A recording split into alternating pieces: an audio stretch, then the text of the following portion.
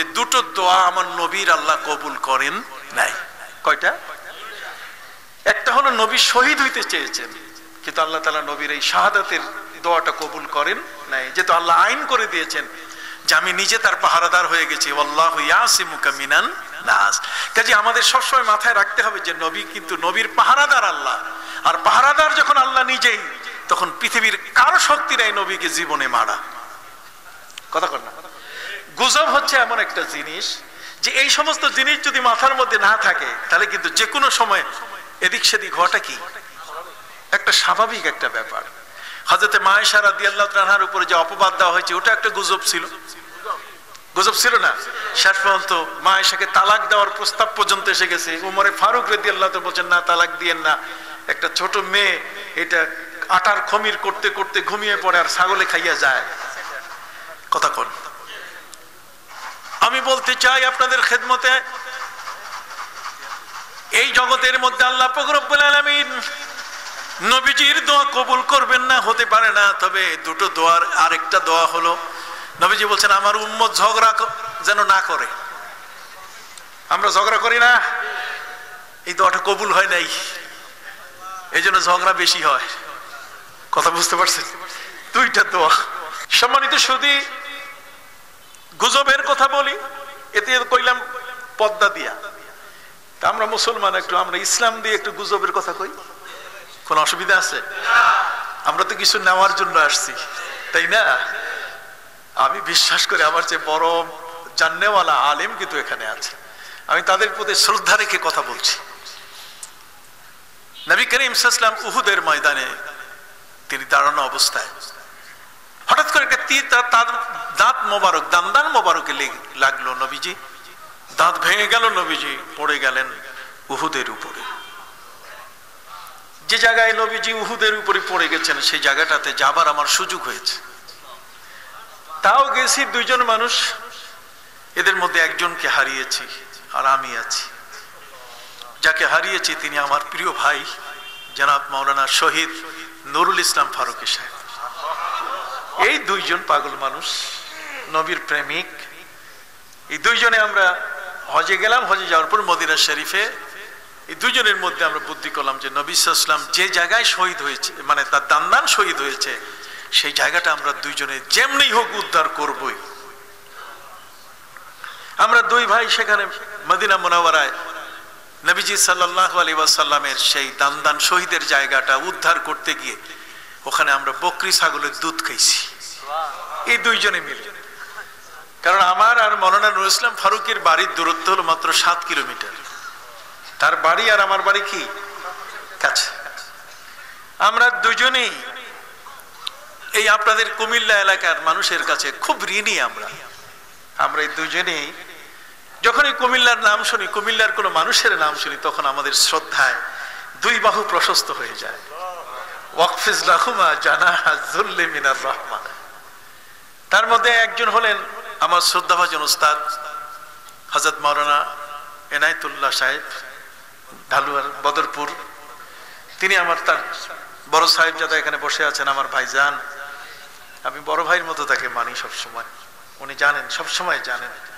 সম্মানিত সুধী, আল ইনশাউল আসরি বা এই ধরনের একটা উনি কিতাব লিখেছেন এবং উনি নিজে হাতে আমাদেরকে এই গ্রামার শিখেছেন। গ্রামার শিখছি আপনাদের কাছে, এই আরবিতে যত পুটপাট করি শিখছি আপনাদের কাছে, এই কুমিল্লার মানুষের কাছে। বুঝতে পারছেন কথাটা?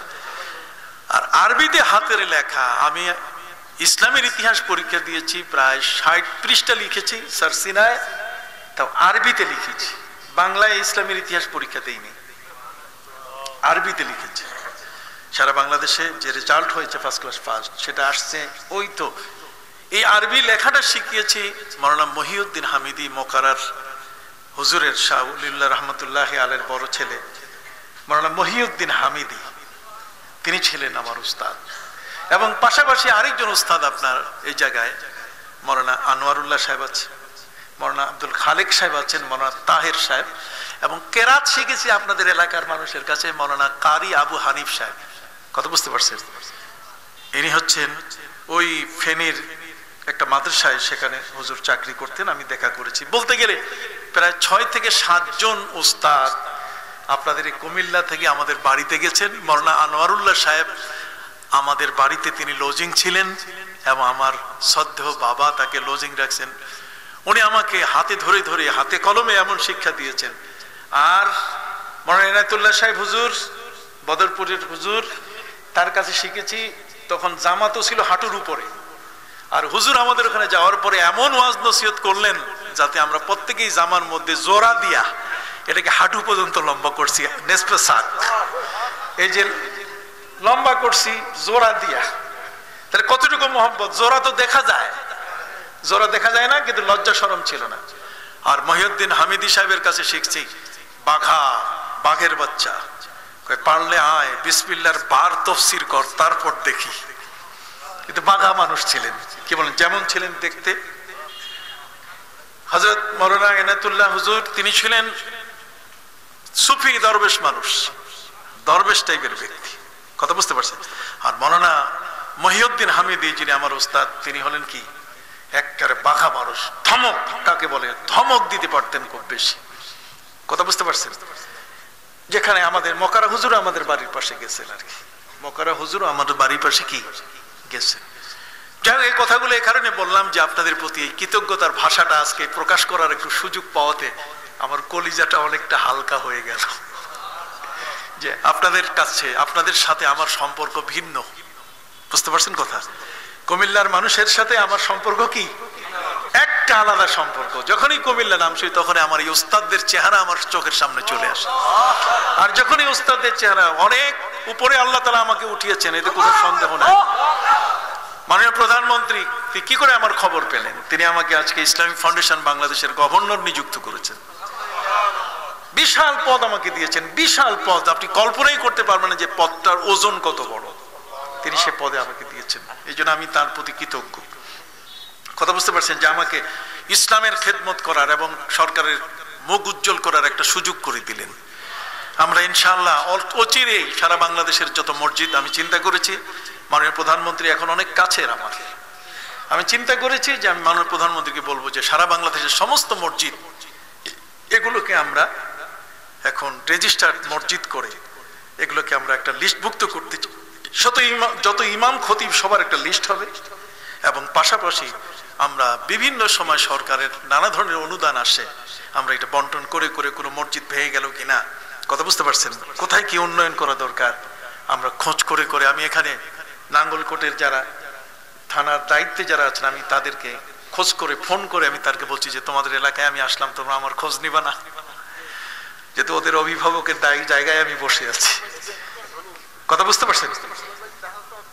জি, তো কাজেই সারা বাংলাদেশে যেখানে 560টি মডেল মসজিদ, বাংলাদেশে নয় সারা পৃথিবীর কোন রাষ্ট্রপ্রধান একসাথে কোন দেশে 560টা মডেল মসজিদ করছে কোন নজির, মাননীয় প্রধানমন্ত্রী সেটা করছেন।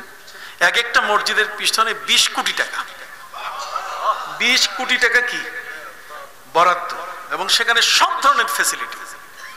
এই 560টা মডেল মসজিদের যে টেকনিক্যাল কমিটি আছে, টেকনিক্যাল কমিটির মধ্যে 8 জন, 7 জনই হচ্ছে বাংলাদেশের বিখ্যাত ইঞ্জিনিয়ার, আর মাননীয় প্রধানমন্ত্রী আমাকে দিয়েছেন 8ম জন, যে আমি যাতে মডেলটা ঠিক করে দিই।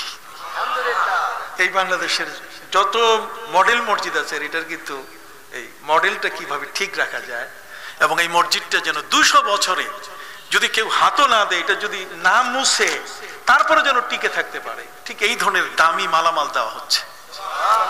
মসজিদের ক্ষেত্রে কোনো, যে মসজিদের মধ্যে কোনো কম্প্রোমাইজ কারোর সাথে নাই। ইভেন বলা হয়েছে এই যে পাহাড়ি এলাকায়, সুন্দরবন মানে বান্দরবন এলাকায়, ওই সমস্ত এলাকায় যে জায়গায় লোক নাই, তাহলে একতলা মডেল দেওয়া যায় কিনা।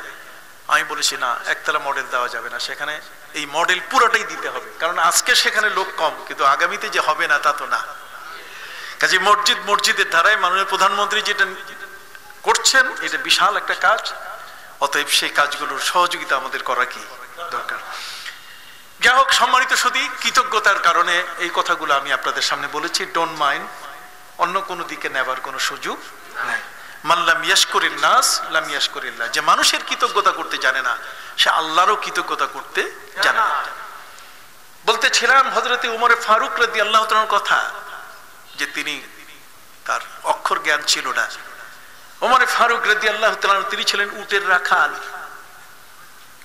আমাদের প্রিয় নবী সাল্লাল্লাহু আলাইহি ওয়াসাল্লামকে হত্যা করার জন্য, জীবনে শেষ করার জন্য হযরতে ওমর তিনি রওনা হয়েছেন তরবারি নিয়ে। আর সেই সূত্র ধরে আমি কথা বলছিলাম আমার প্রিয় বন্ধু জনাব শহীদ মাওলানা নুরুল ইসলাম ফারুকী সাহেব, এবং নুরুল ইসলাম ফারুকী সাহেবের যখন তিনি শহীদ হলেন তখন তার লাশটাকে আমি গোসল দিয়েছি,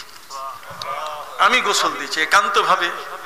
সেদিন এক করুণ চিত্র যেটা আমি কখনো ভুলবো না, তার গলাটা কিভাবে কাটা হয়েছে আমি কাছে থেকে যেভাবে দেখেছি। কোনো মুসলমান পৃথিবীর মধ্যে কোনো মুসলমানের উপরে দ্বন্দ্ব হতে পারে, তর্ক হতে পারে, কি বলেন ঠিক কিনা? সামনাসামনি বসবো, কেউ হারবে কেউ জিতবে, কি বলেন ঠিক না? কেউ হারবে কেউ কি জিতবে, কিন্তু এটাতে কেটে ফেলতে হবে। এই সংস্কৃতি, এই ধরনের চিন্তাধারা নিয়ে যারা আজকে বাংলাদেশে আছে আমরা তাদেরকে ধিক্কার জানাই। এটা জঙ্গিবাদের বাংলাদেশ নয়, এটা উগ্রবাদীদের বাংলাদেশ নয়, এটা সন্ত্রাসীদের বাংলাদেশ নয়, এটা হচ্ছে ওলিয়া উলিয়ার বাংলাদেশ। এখানে কোন অলি, কোন আউলিয়া, কোন হিন্দু কারো উপরে কখনো আক্রমণ করে নাই। তারা আসছেন, তাদের হাত থেকে কারামত আল্লাহ বের করে দিয়েছেন। মাছের পিঠে সোয়ার হয়ে ইরানের বাল্খ থেকে এই বাংলার মাটিতে আসলেন শাহ সুলতান মাহমুদ বালখি রহমতুল্লাহ আলাই, যেখানে বগুড়ার মহাস্থান করে এই জায়গার পরশুরাম হচ্ছে কুরাল রাম, সে কুরাল দিয়ে তার মাকে কুপিয়ে মারছে। পরশু মানে কুরাল, এই জন্য তার এই বদনামটা কুরাল রাম, তার মানে পরশুরাম। এই পরশুরাম যখন একটি মুসলিম পরিবারের উপরে আক্রমণ করলো তখন এই জমিনের মধ্যে ছুটে আসলেন হযরতে শাহ সুলতান মাহমুদ বালখি রহমতুল্লাহ আলাইহি। তাও তিনি বন্দেগী করছিলেন একটা নদীর পাড়ে বন্দেগী অবস্থায় তার মধ্যে ইলহাম হলো। নবীদের পরে, আমার নবীর পরে আর কোনো ওহী নাই, কিন্তু ইলহাম আছে। ফাআলহামাহা ফুজুরাহা ওয়া তাকওয়াহা, কাজে তাকওয়ার ইলহাম হতে পারে। হযরতে শাহ সুলতান মাহমুদ বালখি রহমতুল্লাহ আলাইহি তিনি যখন নদীর পাড়ে বিশেষ মুরাকাবায় ব্যস্ত, ধ্যানে যখন তিনি ব্যস্ত, বিশেষ মেডিটেশনে যখন তিনি ব্যস্ত, তখন ইলহাম হলো যে তুমি চোখ খুলো, তোমার পাশে নদীতে একটা মাছ ভেসে উঠেছে, তুমি সেই মাছের পিঠে উঠো। ওই মাছ তোমাকে যেখানে নিয়ে যাবে তুমি সেখানে যাও। ভাইরা আমার, এই দুনিয়ার মানুষের কাছে ইসলাম প্রচার করার জন্য এই সমস্ত মহান ওলি তাদের বাড়ি ত্যাগ করেছেন, তাদের স্থান ত্যাগ করেছেন, জন্মভূমি ত্যাগ করেছেন। কোথায়? শাহজালাল ইয়েমেনি, আর কোথায়? সিলেটে তিনি শুয়ে আছেন। এই জমিন ছিল ওয়াসাকানতুম ফি মাসাকিনিল্লাযিনা যালামু আনফুসাহুম, এমন একটা জমিন যেই জমিনের মধ্যে জালেমরা বাস করত। আর জালেম বলতে গেলে ইন্না শিরকা লা যুলমুন আযীম, যারা পূজা করত, গাছের পূজা, মাছের পূজা, দেবদেবীদের পূজা, মূর্তির পূজা, এই সমস্ত এই পূজার এলাকায় আল্লাহ পাক রব্বুল আলামিন তিনি তার ওলিদেরকেও পাঠিয়ে দিলেন। পৃথিবীতে এই অঞ্চলটা আমাদের, এই অঞ্চল এটা হচ্ছে পূজার জায়গা। এখানে হিন্দু বাবু যারা, তাদের নামে এখানে এখনো বাংলাদেশের অসংখ্য জায়গা আছে, অঞ্চল যেগুলোর নাম হিন্দুয়ানি নাম, নারায়ণগঞ্জ, রূপগঞ্জ, মানিকগঞ্জ, কতক্ষণ না, এই সবগুলো নাম কি? অমুসলিমদের নাম। কাজী ওয়াসাকানতুম ফি মাসাকিনিল্লাযিনা যালামু আনফুসাহুম, আজকে তোমরা সেখানে বাস করছো যে জায়গায় তোমাদের পূর্বে যারা আল্লাহর সাথে শিরক করত, এটা সবচেয়ে বড় জুলুম। অতএব সেই মানুষগুলোর জায়গা আল্লাহ তাআলা আমাদের জন্য সেজদার জায়গায় রূপান্তরিত করে দিয়েছেন। পরশুরাম তার দেশে ইলহামের মাধ্যমে পাঠিয়ে দেওয়া হলো যে একটি মুসলিম পরিবারের উপরে অত্যাচার করা হয়েছে, তাদেরকে মেরে ফেলা হয়েছে, শুধুমাত্র একটি গরু জবাই করেছে, গরুর গোশত কাকে? পরশুরামের অন্তরমহলে ফেলে দেওয়ার কারণে।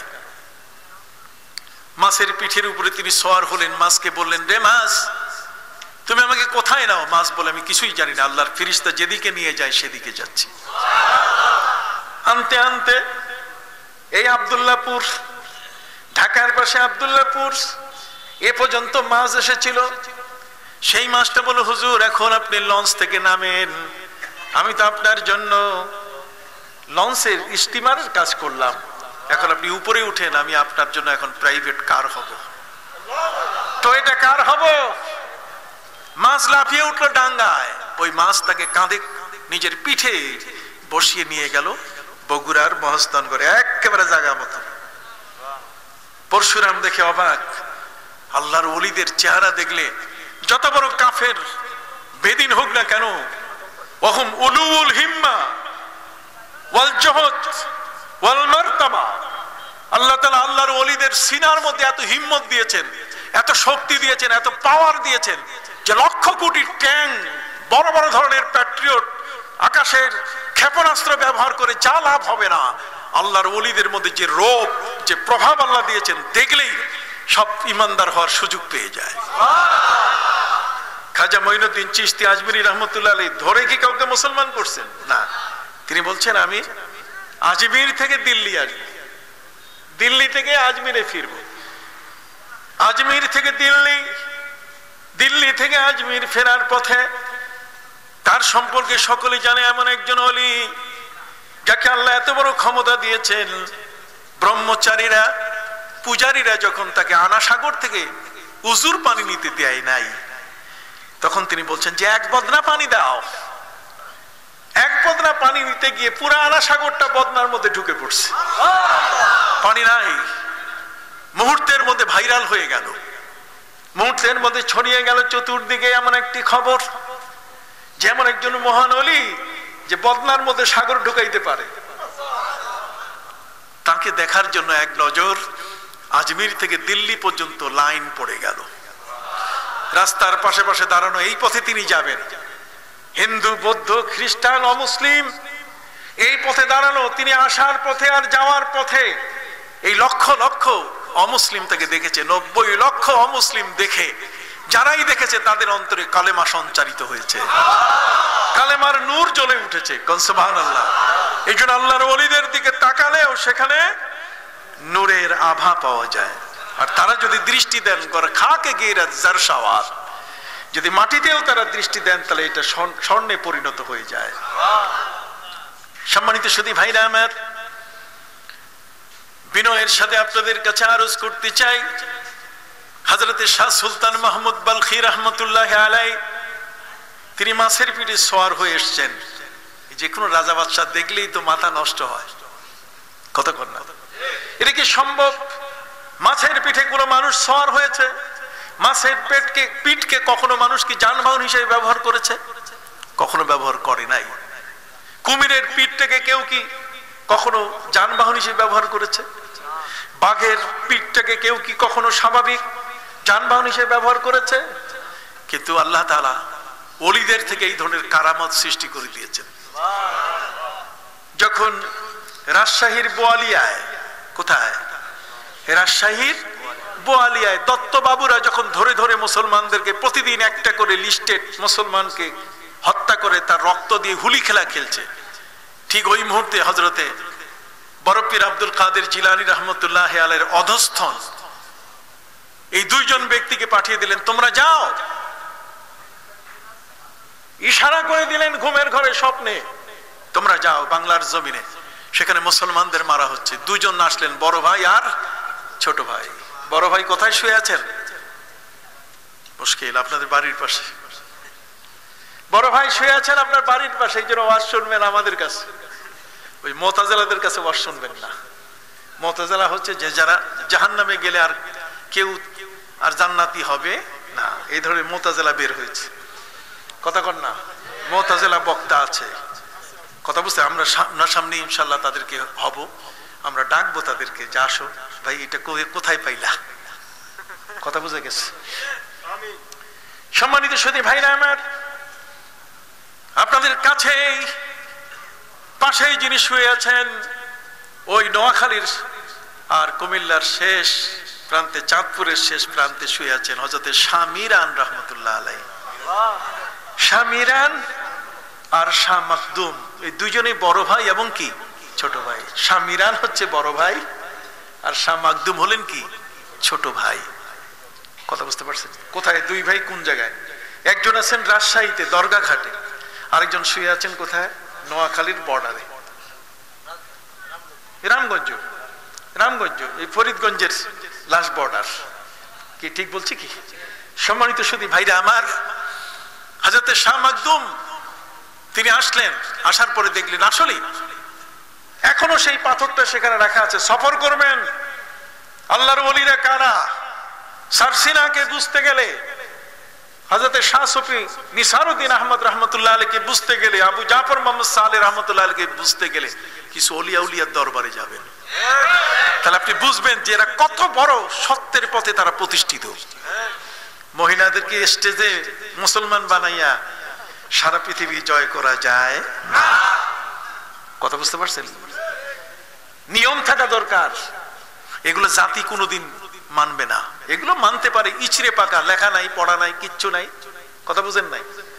কিছু শৃঙ্খল মানুষ এটাকে বুঝতে পারে যে একটা মহিলা স্টেজে এনে তাকে আমি মুসলমান বানাবো, কি দরকারটা পড়ছে? কি বলেন? নবী করিম সাল্লাল্লাহু আলাইহি ওয়াসাল্লামের সাথে পর্দার সাথে মহিলারা যখন হাত বাড়িয়েছিল, নবী করিম সাল্লাল্লাহু আলাইহি ওয়াসাল্লাম তাদের হাতে হাত দিয়ে কখনো তাদেরকে বায়াত করান নাই, তাদের পর্দাটাকে রক্ষা করেছে। তবে হাত দেখে নবীজি বলছেন এই হাতটা কার? এটা কি পশুর হাত না মানুষের হাত? মহিলারা ডাক দিয়ে বলেছে নবীজি আমরা নারী, এটা একজন নারীর হাত, একটা মানুষের হাত। নবী বলছেন না, এটা একটা পশুর হাত। মহিলা অবাক হয়ে গেল, নবীজিকে প্রশ্ন করে বসলো, হুজুর কি বলছেন বুঝি না, মানুষের হাত একজন নারীর হাত, অথচ আপনি পশুর হাত বলছেন। তুমি মুসলিম? হ্যাঁ আমি মুসলিম, আপনার হাতে আমি বায়াত নিচ্ছি, আমি ইসলাম গ্রহণ করে আমি কালেমা আমার ভিতরে আত্মস্থ আমি করেছি, অতএব আরো আমি আপনার কাছে কালেমা পড়তে চাই। নবী করিম সাল্লাল্লাহু আলাইহি ওয়াসাল্লাম তিনি বললেন, দেখো একজন মুসলিম মহিলার নিয়ম হচ্ছে যে তার হাতের কোষের মধ্যে মেহেদির চিহ্ন থাকবে। নবীজি বলছেন একজন মুসলিম নারীর জন্য তার পরিচয় কি? কথা বলে না। একজন মহিলার তো দাড়ি নাই, মাথায় তো টুপি দেয় না, পাগড়ি পরে না, একটু লম্বা ইসলামের পোশাক সে গায়ে দেয় না। একজন নারী যদি কোন এমন একজন নারী কোথাও যদি তার লাশ পাওয়া যায়, তাহলে কিভাবে তাকে চিহ্নিত করবেন যে মুসলমান কিনা? আমার নবী সাল্লাল্লাহু আলাইহি ওয়াসাল্লাম বলছেন একজন মুসলিম নারীর পরিচয় হলো তার ডান হাতে কোষের মধ্যে মেহেদি রং থাকবে। কই এই ওয়াজ তো আমরা কেউ করি না। কথা বলেন? আমরা তো এই ওয়াজ কখনো করি না। একটা নারীর লাশকে মুসলিম না অমুসলিম এটা চিহ্নিত করতে গেলে তার যে আলামত, সে আলামতের মধ্যে কোন আলামতে তাকে মুসলিম প্রমাণ করা যাবে না। হ্যাঁ, সিঁদুর থাকলে সেটা অমুসলিম, এটা আলাদা চিহ্ন, কিন্তু এই চিহ্নগুলো যদি না থাকে তাহলে মুসলিম কিভাবে চিহ্নিত করবেন? নবী করিম সাল্লাল্লাহু আলাইহি ওয়াসাল্লাম তাকে চিহ্নিত করার জন্য আলামত দিয়েছেন কি? হাতের কোষে না আঙ্গুলে? আঙ্গুলে না, কোথায়? কোষে। বলেন তো এই ইসলামটা ঘরে ঘরে কারা প্রচার করবেন? হাত উঠান দেখি। করবেন প্রচার? প্রচার হবে। কাজে আমাদের এই নাঙ্গলকোট এরিয়ায় আজকে জোড্ডা বাজার এলাকার অধিবাসী যারা আছে, প্রত্যেক মা বোনের কাছে যারা দূর এবং কাছ থেকে এসেছেন, আপনারা আপনাদের ঘরের মা বোন যারা আছেন আমাদের, তাদের হাতের ডান হাতের মধ্যে কি থাকবে? মেহেদি রং থাকবে। এটা সুন্নাহ। এটা কি সুন্নাহ? নবী করিম সাল্লাল্লাহু আলাইহি ওয়াসাল্লাম নির্দেশ দিয়েছেন, এটার উপর হাদিস আছে। অথচ সেই হাদিসগুলোর খবর আমরা মানুষের কাছে পৌঁছাই না। আমাদের তো এটা দায়িত্বের ভিতরে একটা জিনিস, বাল্লিগু আন্নি ওয়ালাউ আয়া। একটি জিনিস, একটা হাদিসও যদি তোমার জানা থাকে সেটা তুমি অন্যের কাছে এটা পৌঁছিয়ে দাও। আমাদের পূর্বে কোন নবীর উম্মতকে কোন নবী অনুমতি দেন নাই তার ধর্ম প্রচার করার। ধর্ম প্রচার করতে গিয়ে তারা উল্টাপাল্টা করেছে। হযরত ঈসা নবী তার উম্মত ধর্ম প্রচার করতে গিয়ে তারা ঈসা নবীকে আল্লাহ বানাই ফেলছে। وقال الذين كفروا إن الله هو المسيح ابن مريم।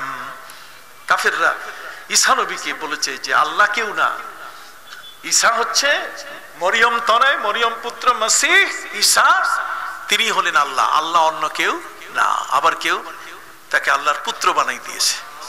আর ইহুদি খ্রিস্টান জাতি তো দুই দলেই আল্লাহর ছেলে হয়ে গেছে, পুত্র হয়ে গেছে। وقالت اليهود ليست النصارى على شيء وقالت النصارى ليست اليهود على شيء। আছে না আলাদা? আবার দুই দল একসাথে বলছে وقالت اليهود والنصارى نحن أبناء الله وأحباؤه, আমরা সবাই মিলে আল্লাহর পুত্র হয়ে গেছি। তো কাজে এই জন্য ইহুদি সম্প্রদায় এবং খ্রিস্টান সম্প্রদায়ের মধ্যে যত নবী এবং রসুল আসছে, কোন নবী এবং রসুল তার উম্মতকে দায়িত্ব দেন নাই ধর্ম প্রচার করার, কিন্তু আমাদেরকে আমাদের প্রিয় নবী সাল্লাল্লাহু আলাইহি ওয়াসাল্লাম এই দায়িত্ব দিয়েছেন, যে কারণে ওয়াজ মাহফিল হচ্ছে। এই ওয়াজ মাহফিল ওই দায়িত্বের একটি অংশ।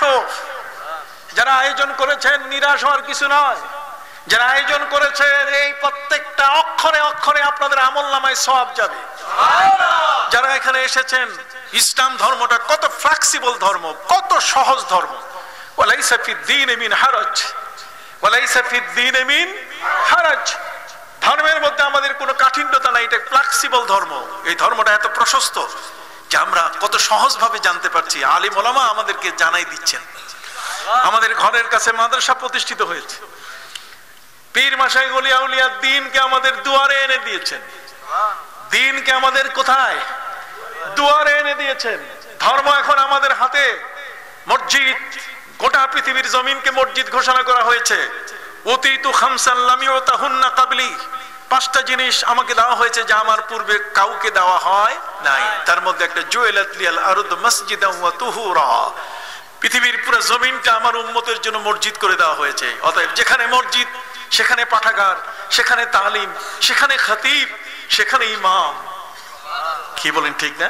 সেখানে তালিম, সেখানে তারবিয়াত, সবকিছু। ধর্ম এমন ভাবে আমাদের প্রচারের সুযোগ, যেটা পৃথিবীতে অন্য কোন জাতির জন্য এই সুযোগটা আসে নাই।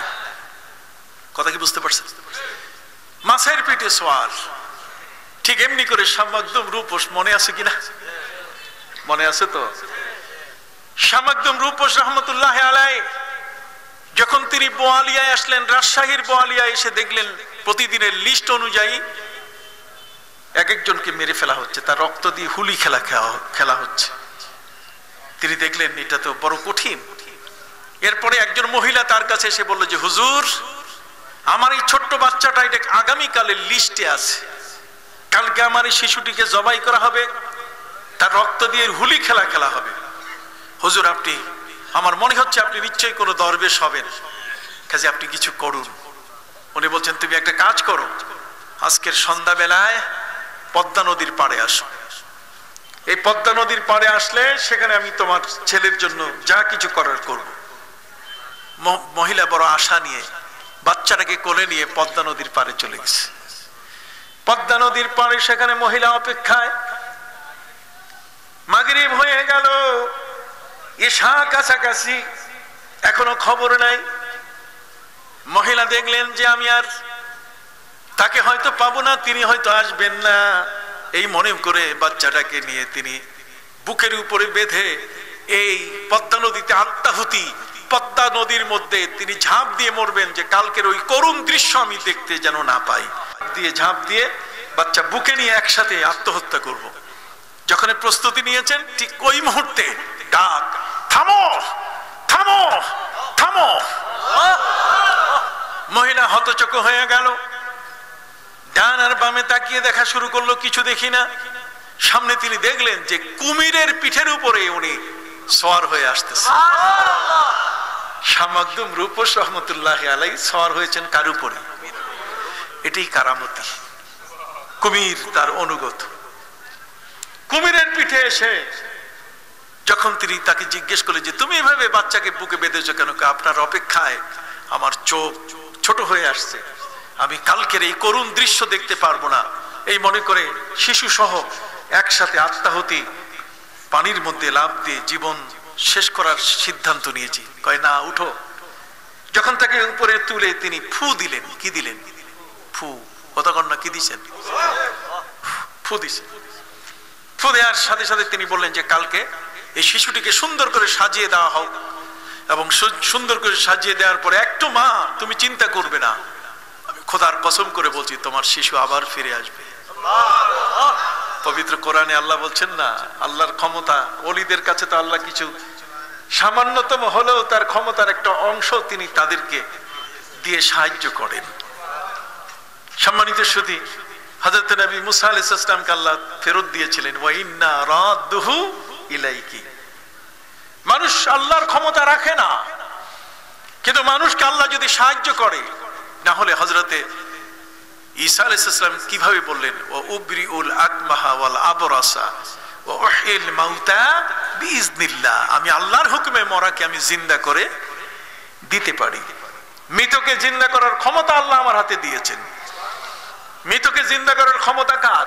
আল্লাহর। ইন্নাল্লাহা ফালিকুল হাব্বি ওয়ান নাওয়া ইখরিজুল হাইয়্যা মিনাল মাইয়্যিতি ওয়া মুখরিজুল মাইয়্যিতি মিনাল হাই যালিকুমুল্লাহু ফাআন্না তুফাকুন ফালিকুল ইসবাহ ওয়া জাআলাল লাইলা সাকানা ওয়াশ শামসা ওয়াল কামারা হুসবানা যালিকা তাকদীরুল আজিজিল আলীম।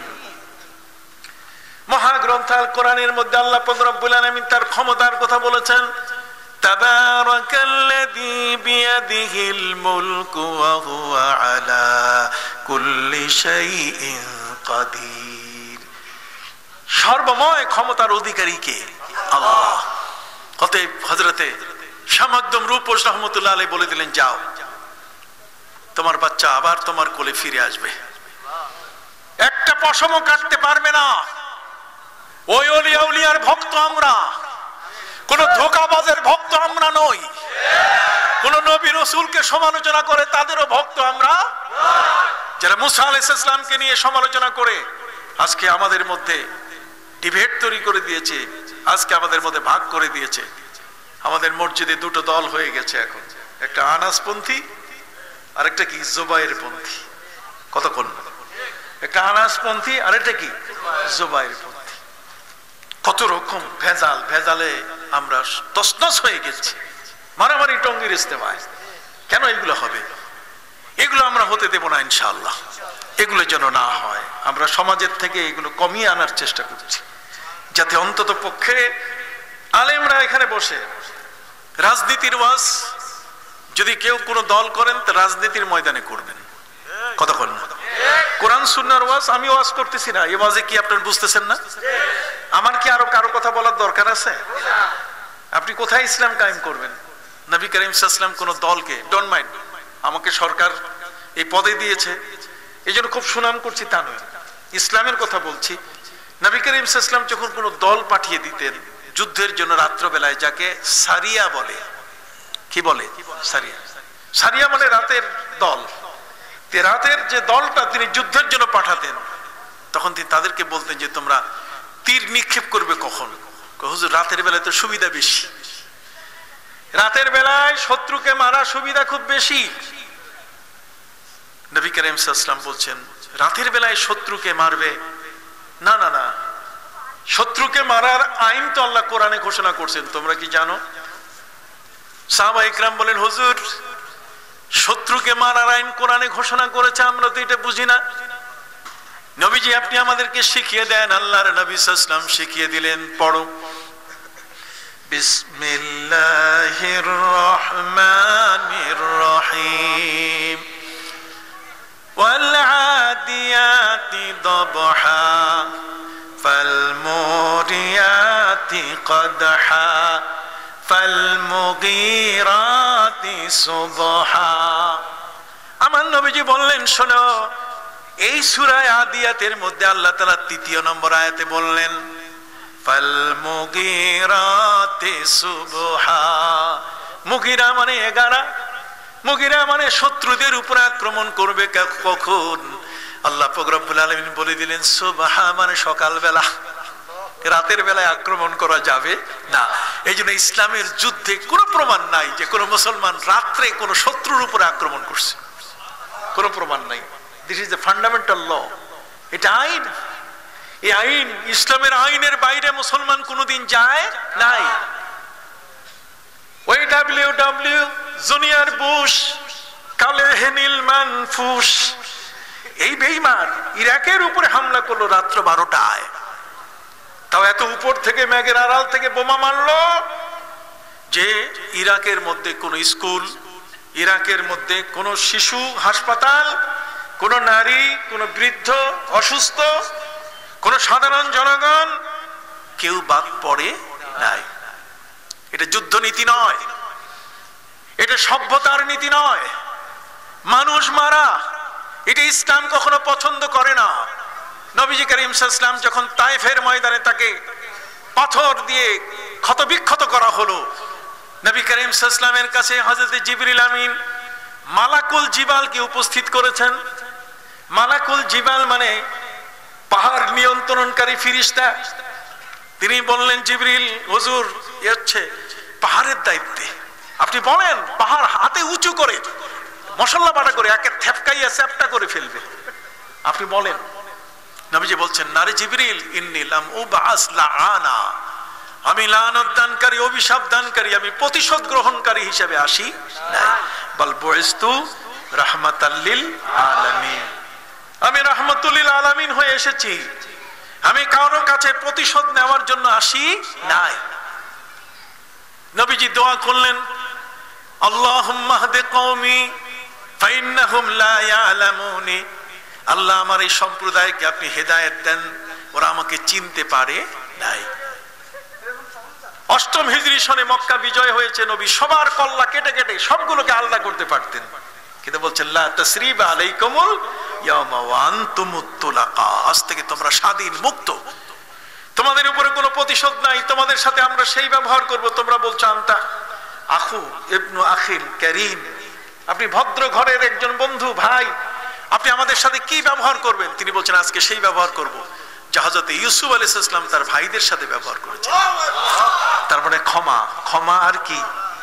ক্ষমা। সুবহানাল্লাহ বলেন। এই জন্য ভাইরা আমার,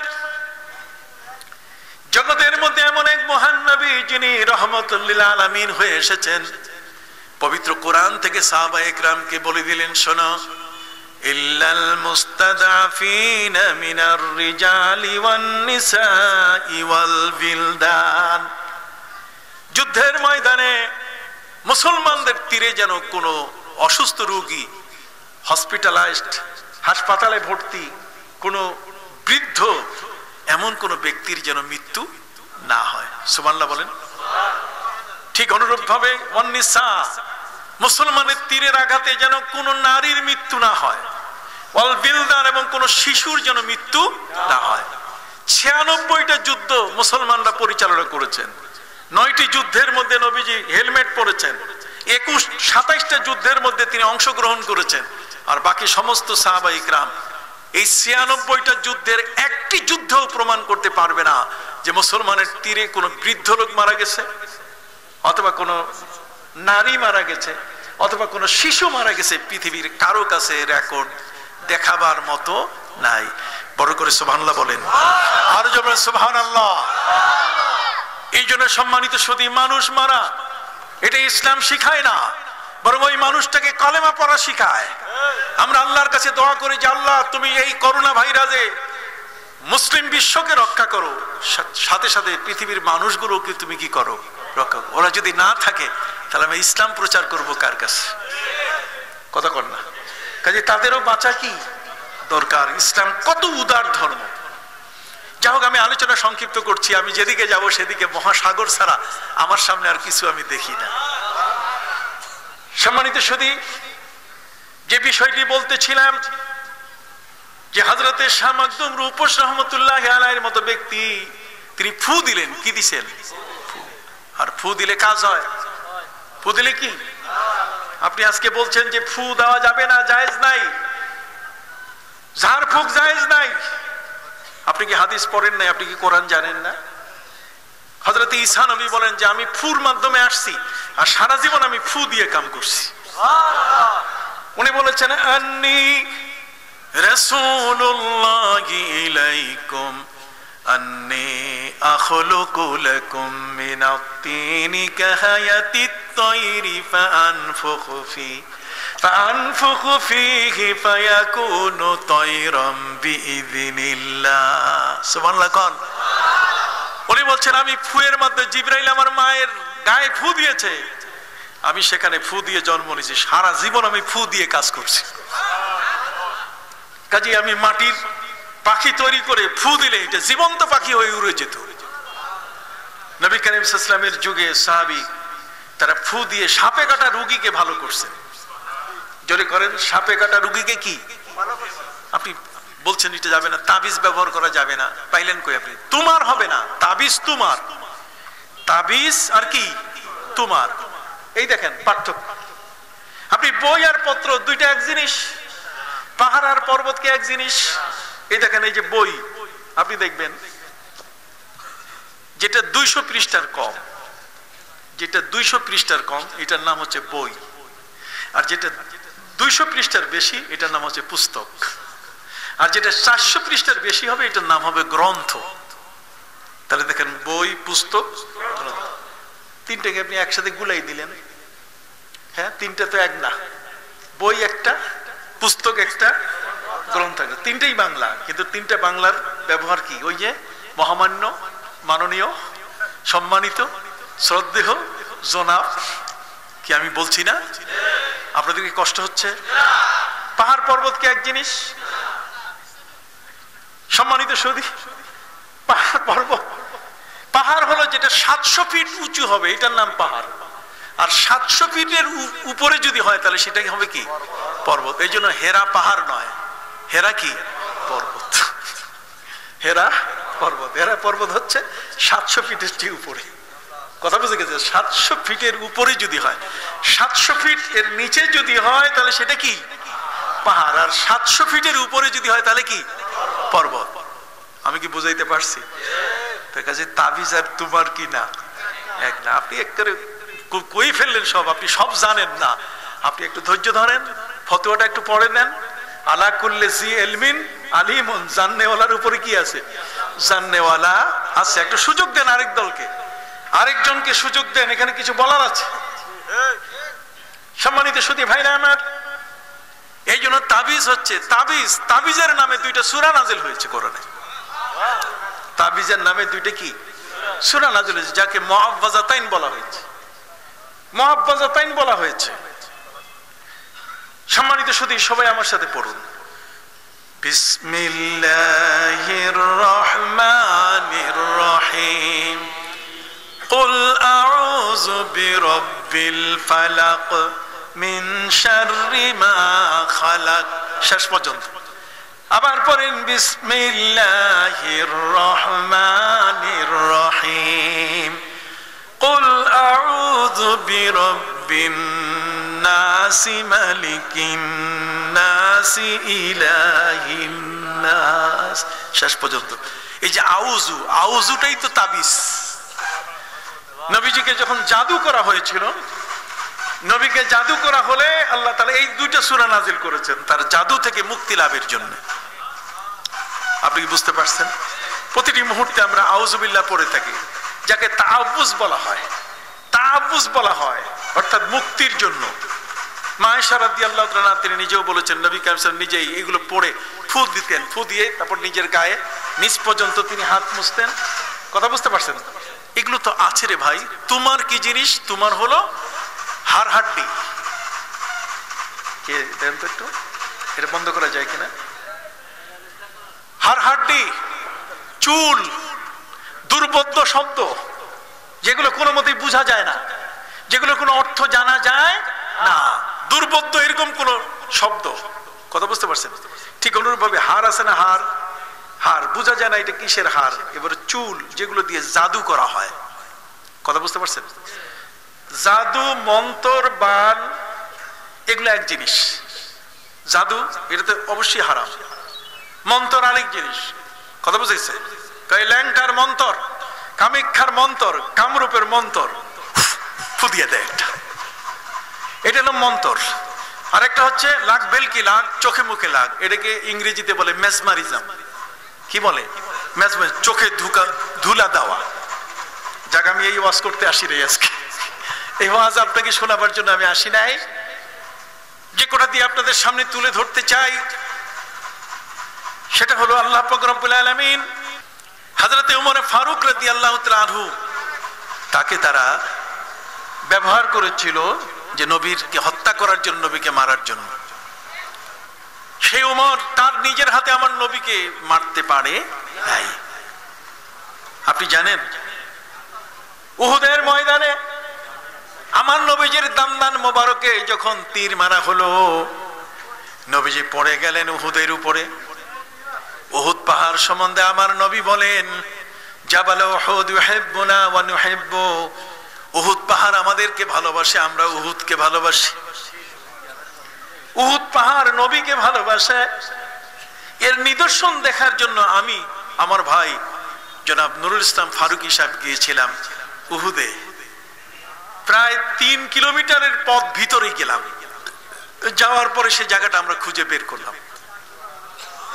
নবীজি সাল্লাল্লাহু আলাইহি ওয়াসাল্লাম যখন তাকে দান্দান মোবারকে তীর মারা হয়েছিল, এই তীরের আঘাত খেয়ে দাঁত ভেঙে গেল, নবী করিম সাল্লাল্লাহু আলাইহি ওয়াসাল্লাম পড়ে গেলেন।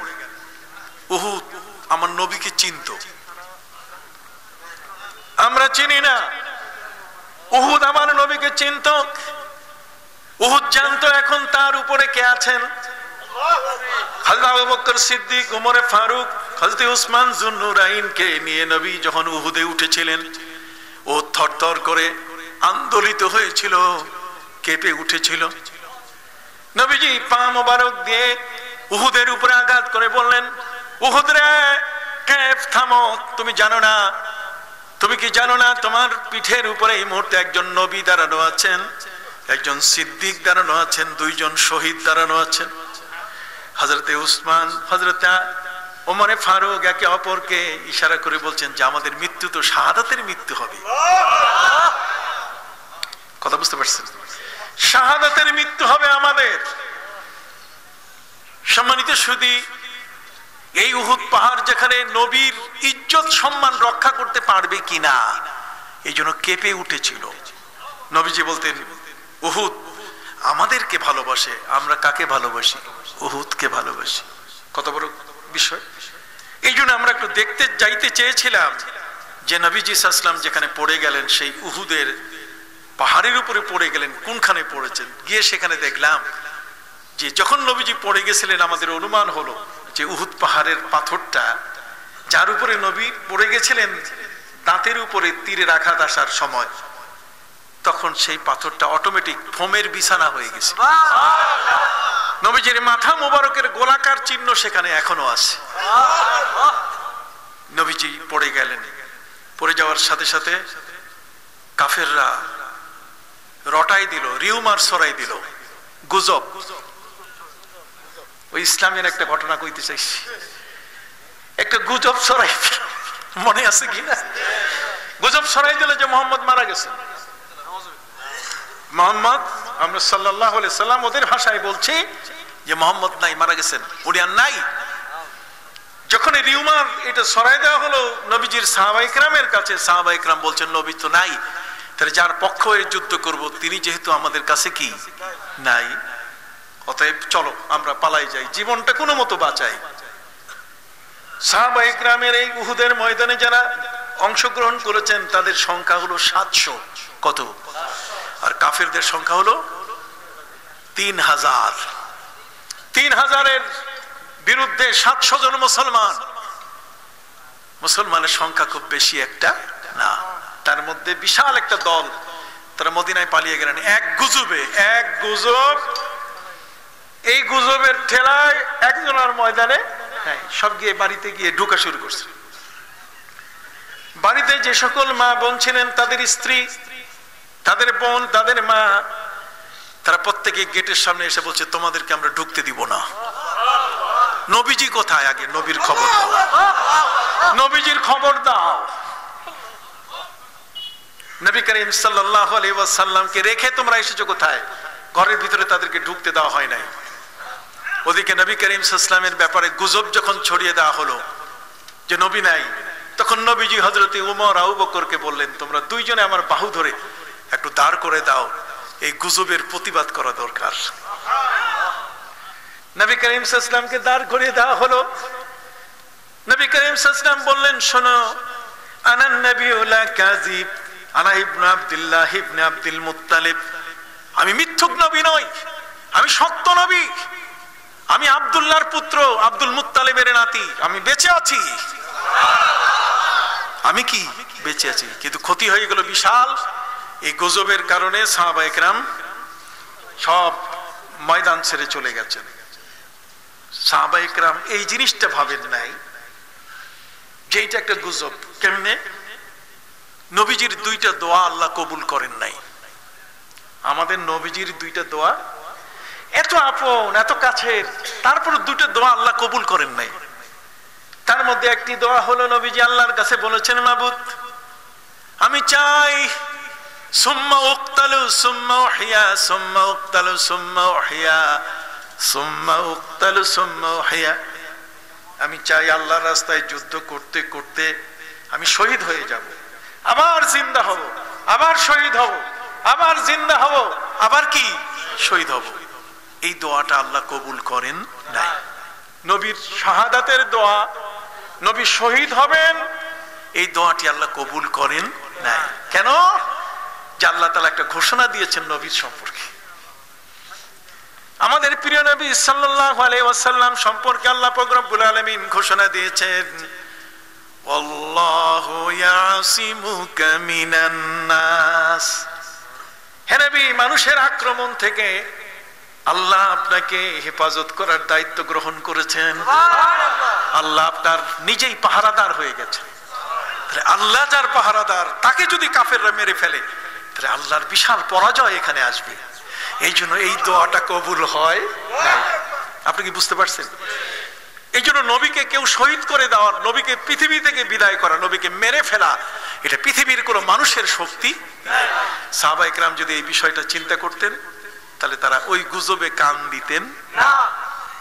আপনি কি বুঝতে পারছেন জিনিসটা? গুজব কত বড় খারাপ জিনিস।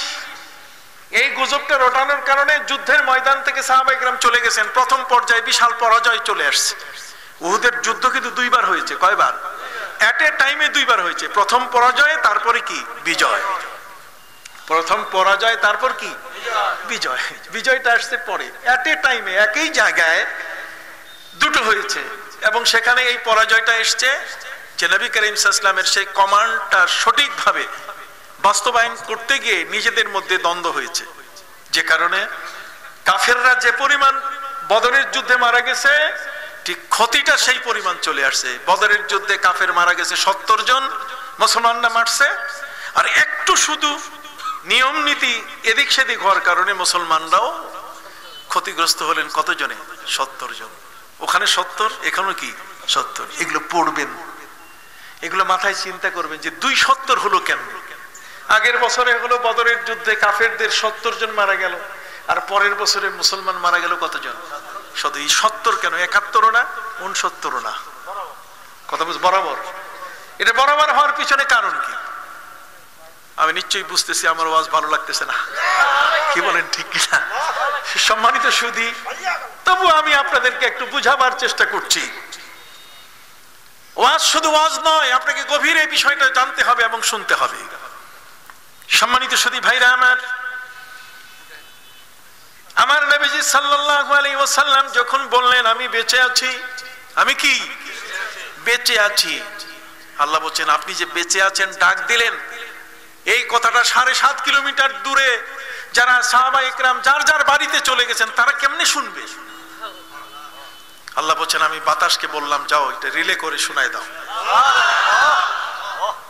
পবিত্র কোরআন মজিদ আল্লাহ বলছেন ওয়ান নাবিয়্যু ইয়াদউকুম মিন ওয়ারাইকুম, নবী পিছন দিক থেকে তোমাদেরকে ডাকতেছেন। আমি আল্লাহ নবীর ডাকটা তোমাদের কানে পৌঁছাই দিয়েছি। যখন নবীর ডাক, কণ্ঠের আওয়াজ তোমাদের কানে পৌঁছে গেল, তখন তোমরা দেখলে যে আসলে তো নবী এখনো বেঁচে আছেন। কাজে এটা গুজব ছিল।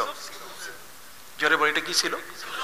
গুজব ছিল। কাজে এই গুজবে কান দেওয়া আমাদের উচিত হয় নাই।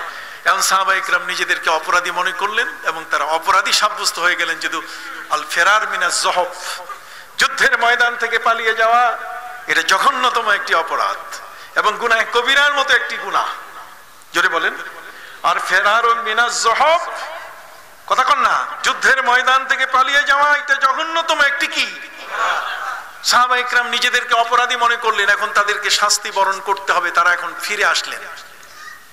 ফিরে আসার পরে নবী করিম সাল্লাল্লাহু আলাইহি ওয়াসাল্লাম এখন তাদের সাথে সেনা আইনে তাদের বিচার করার জন্য প্রস্তুত থাকতে পারেন। নবীজি হয়তো সেনা আইনে বিচার করবেন। সেনা আইনের বিচার হচ্ছে, যদি কেউ যুদ্ধের ময়দান থেকে কোনো সৈন্য পালিয়ে যায়, তাহলে সে ধরা পড়লে ফায়ারিং স্কোয়াডে নিয়ে তাকে মেরে ফেলতে হবে। এখন যারা চলে গেছেন নবীর এই সমস্ত কথা শুনে, তাদের বেলায় বিচার করবেন কি নবীজি? সাহাবা ইকরামের কলিজা দূর দূর করছে, দুরু দুরু করছে যে নবীজি এখন কোন বিচারটা আমাদের বেলায় করবেন। সম্মানিত শুধু আমার নবীজি, সাহাবীরা যখন ফিরে এলেন, নবী একটু তার মুখ মলিন করলেন না, তিনি মিষ্টি হাসি দিলেন। মিষ্টি হাসি দিয়ে তিনি বললেন যে তোমরা একটা কাজ করো, তোমরা ঘুমাও। উহুদের ময়দানে, যুদ্ধের ময়দানে নবী তাদেরকে ঘুমাইতে বলছেন। যারা পালিয়ে গেছে আর যারা বর্তমান আছে তাদেরকে নবীজি কি বললেন? তোমরা ঘুমাও।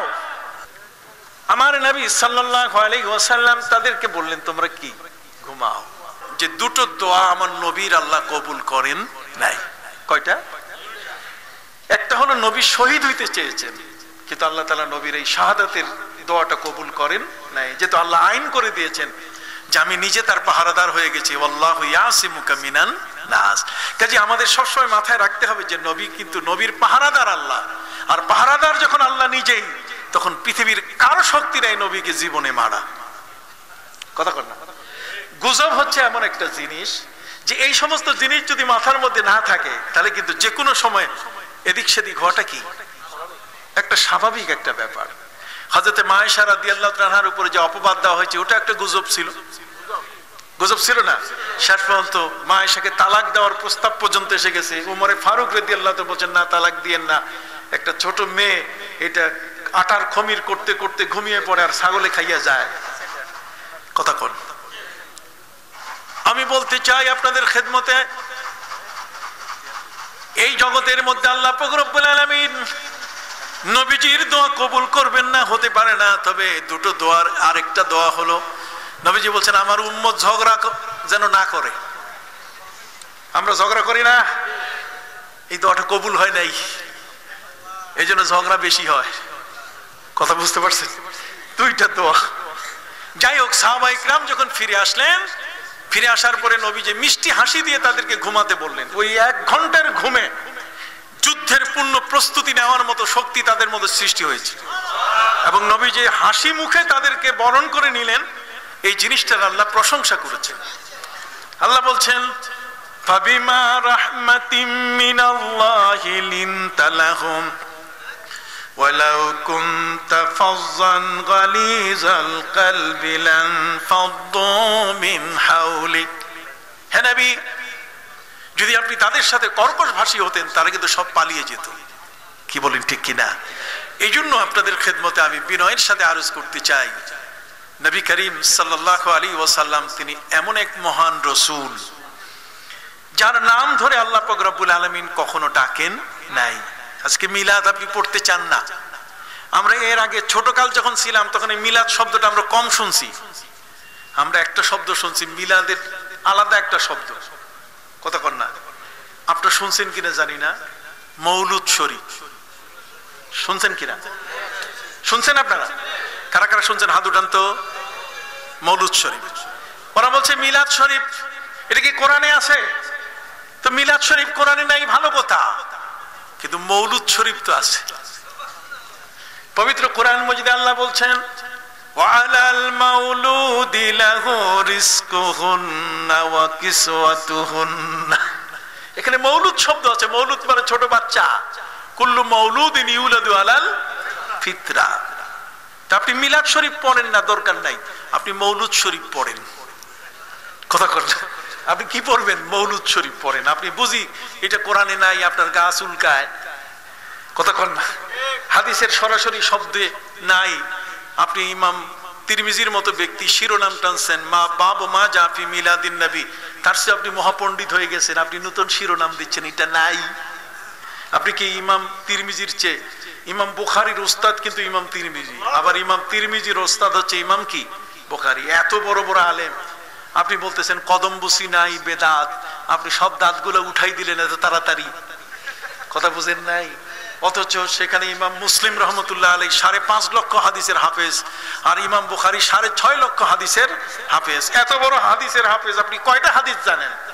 আর এই বিশাল 5.5 লক্ষ হাদিসের হাফেজ তিনি তার উস্তাদ ইমাম বুখারীকে বলছে কদ্দিমনি রিজলাইক ইয়া উস্তাদ আল উস্তাদিন ইয়া আমিরুল মুমিনিন, হে আমিরুল মুমিনিন ফিল হাদিস, হে উস্তাদের উস্তাদ ইমাম বুখারী, আপনার পা দুখানা আগায় দেন, উকাব্বিলু রিজলাইক, আমি আপনার 2 পা চুমু দিব।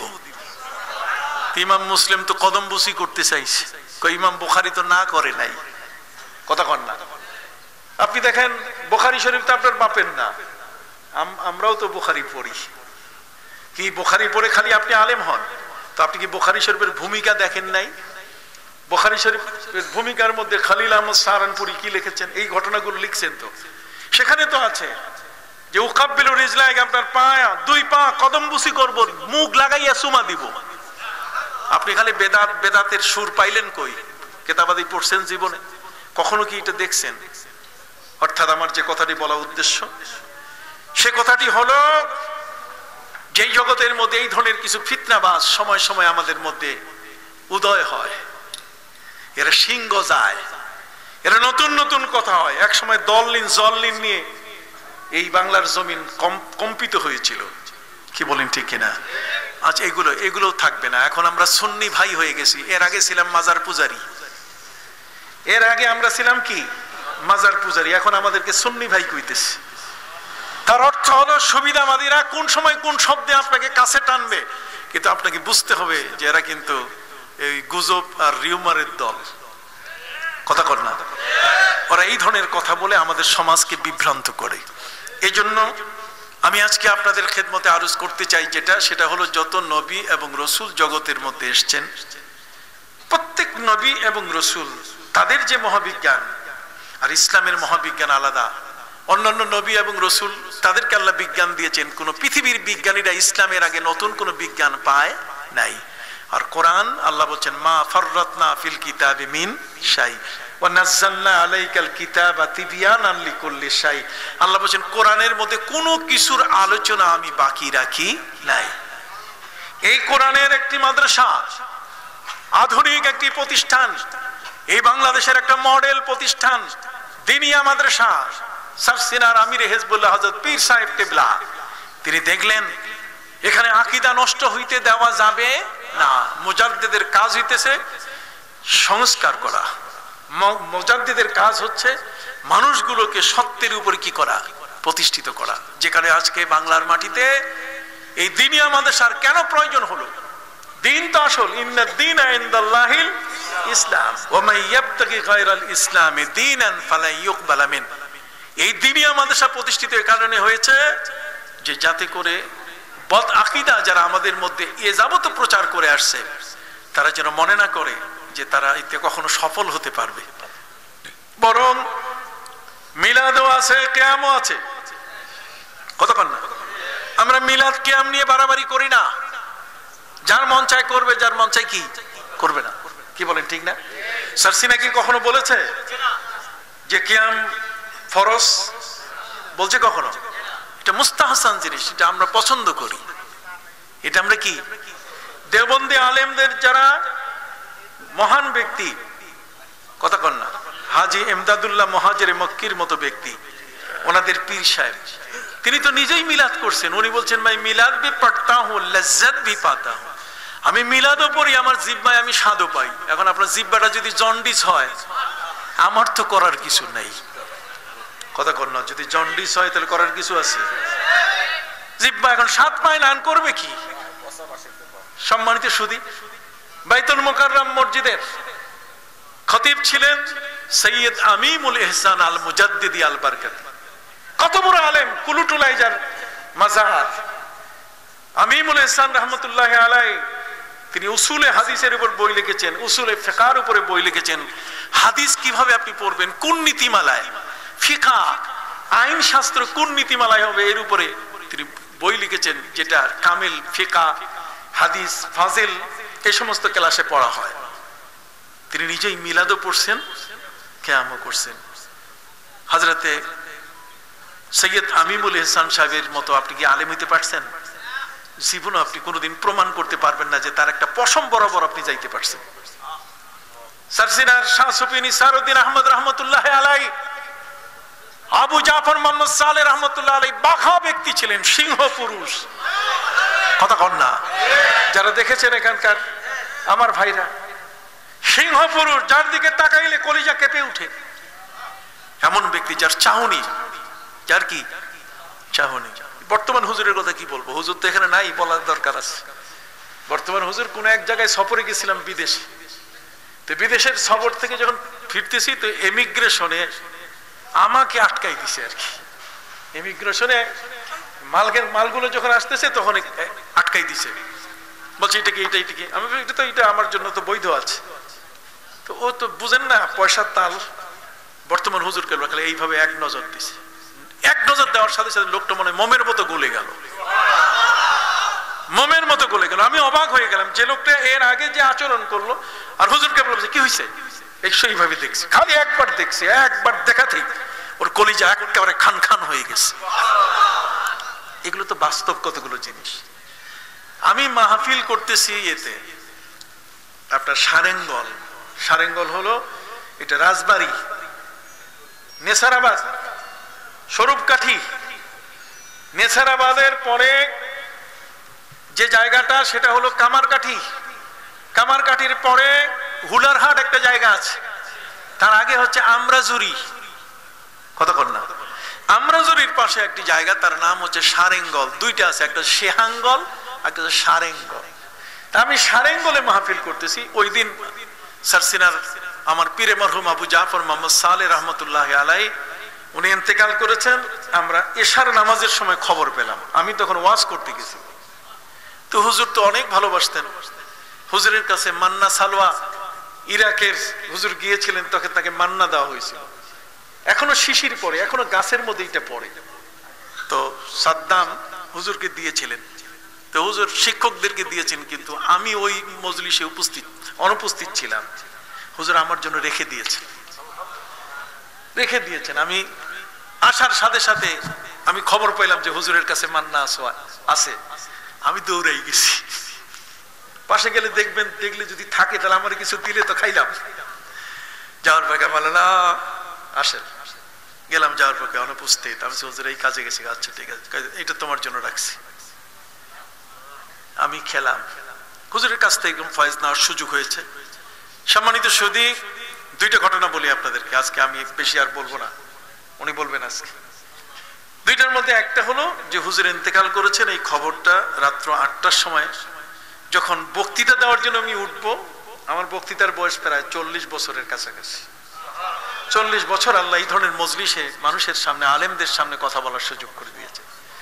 আজকের নতুন বক্তা আমি না, কথা বুঝতে পারছেন? এই জন্য যারা আজকে বক্তৃতা দেয় ওদেরকে দেখে আমি বিস্মিত হই, কি বলে, ওদের কোনো অ্যানালাইসিস নাই, কিচ্ছু নাই, মাল। আখের গেরিয়ায়ে মা চান্দাইস, আখের গেরিয়ায়ে মা চান্দাই, শেষ কান্দা হলো চান্দা, পেট ভরবে। রাত 8টার সময় হুজুর কেবলার ইন্তেকালের খবর পেলাম যে হুজুর সিএমএইচে ইন্তেকাল করেছেন। এই খবর পাওয়ার পরে তো কান্দা শুরু করলাম। আমি বললাম যে আমাকে এখন সরসিনা পৌঁছাই দেন। তো সরসিনায় যখন আসলাম, হুজুর কেবলার দেহ মোবারক সরসিনায় তখন নেওয়া হয়নি। তো রাত্রবেলায় যখন শুয়েছি, শোয়ার পরে আমি একটা স্বপ্ন দেখলাম। স্বপ্নটা হলো যে হুজুর কেবলা হাতে একটা লাঠি নিয়ে, হুজুরের সবচেয়ে বড় প্রিয় ছিল এই শীতের সময় হুজুর লুঙ্গি পরতেন, লুঙ্গির সাথে চ্যাপটা জুতা চামড়ার পরতেন, আর গায়ে মোটা জামা, একেবারে সাদাও না, মানে মেরুন কালারের না, একটু সবুজ সবুজ জাতীয় এটাই। আর হুজুর তো মাশাআল্লাহ দাড়ি টুপি সব দিক থেকে তো দেখার মতো। লাঠি নিয়ে নিয়ে তিনি কুতুবখানা, মানে হুজুর যেখানে বসতেন এই কুতুবখানা থেকে তিনি বের হয়ে মসজিদের দিকে যাচ্ছেন। তাই বললাম যে হুজুর আপনি যাচ্ছেন আমাদেরকে রেখে? তো হুজুর পীরে মরহুম আবু জাফর মোহাম্মদ সালেহ রহমতুল্লাহ বলেন যে আমি মহিবুল্লাহকে রেখে গেলাম, তার কাছে যাও। খোদার কসম,